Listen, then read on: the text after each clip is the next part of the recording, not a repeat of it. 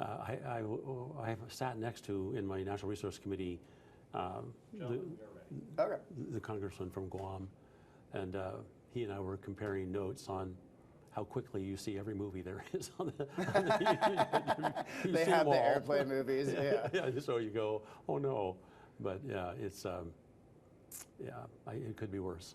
And do you fly out of, where do you fly out of? Boise. Well, okay, that's it. So you have to drive to Boise though. Hour and 10 minutes. That's not. Yeah. So then I have it down. This is I'm finishing my 5th year, and then I don't know how many times I flew before I got. As soon as I won the primary 6 years ago, everybody knew I was going to win the general. So I ended up flying back and forth then. Right. And so then after I won the general, then they have the next 2 months, most of November, most of December, except for the holiday, is filled up with training you on what to do and how to do it. Right, and all right. that. The orientation. Yes, yeah. So anyway, I'm pushing 600,000 miles on Delta. For real. That's, man. And so it's kind of weird. Yeah, that is. Well, here, I'll do a quick introduction, then we get started. Yeah, and it's just very relaxed. So if you want to redo anything or whatever, just let me know. Okay, sure.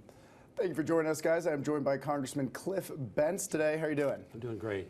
And just tell me a little bit, we were talking earlier, what are you doing in town? What are you doing while you're here? Well, the primary goal is to talk with people about the things that we've been doing back in Washington, D.C., and to make sure that the local leaders and others are aware of what we've done, and then aware of the fact that we're available to try to help. One of the biggest things that just happened yesterday morning was the $197.3 million that's a part of what the big beautiful bill allocated to rural hospitals. And we weren't sure how much Oregon was going to receive. We knew we'd get $100 million, we thought pretty much for sure, but we weren't sure how much of the other portion of money that was available for innovative ideas we were going to end up with. And we ended up with 97.3 for that portion. So that's for this year, or I think this coming year. And then we'll have another opportunity over the next 4 years for the same amount or some variation thereof. So I met yesterday with the St. Charles CEO and others, and we just learned an hour earlier about this. So we were talking about what we could do to try to help in utilizing this money in a way that helps small rural hospitals survive. That's what we're really talking about, and that's consistent with my conversations with Dr. Oz. I've talked to him 4 times about what we need here in Oregon, and he's been more than willing to help. So that was one, and then I met with Pacific Corp and went over some of the challenges we have right now when it comes to your electrical power supply here in this area. You don't have enough power here. We don't have enough power in all of the Northwest. And so the question to expand, to grow, that's not good news for the economy or otherwise. So we met with people not only here, but more recently down in Medford and other parts of my district on these exact issues.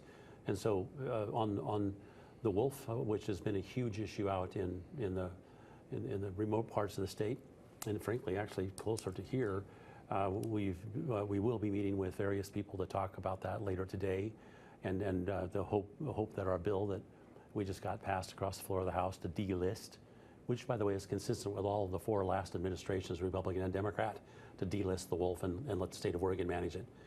So we'll be talking about that with other people. Who you, just sticking with that topic, because I know we talked about before, who are you meeting with, like farmers, or if you can't say it? So. Well, no, I'm happy to say county commissioners mainly this time around. And last time I was here, we had a town hall meeting in Prineville.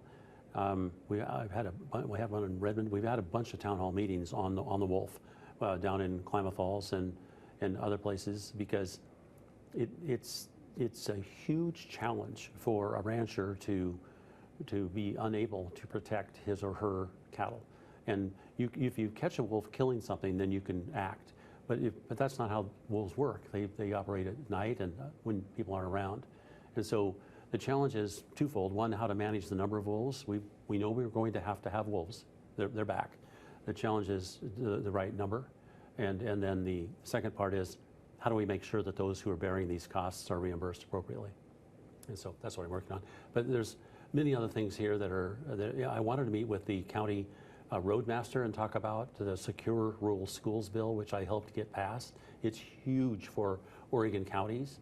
And so it did not get passed last year.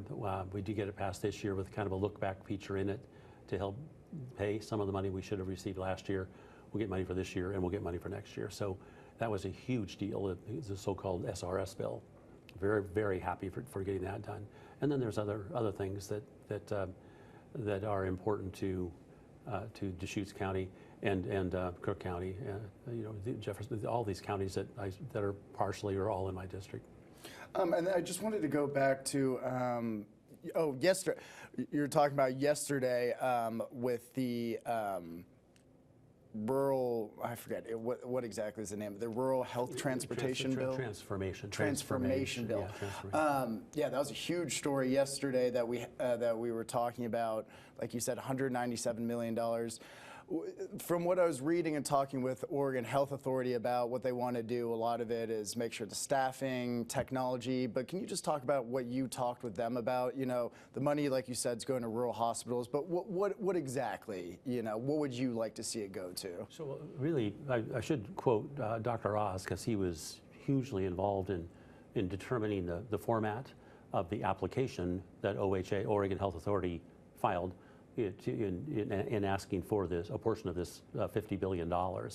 And so what Dr. Oz had focused upon is the fact that rural hospitals have to meet the times, if you will. They have to be able to update with appropriate artificial intelligence features, with appropriate features that address the ever-increasing cost of personnel, because that's about 70-80% of cost in hospitals is just people.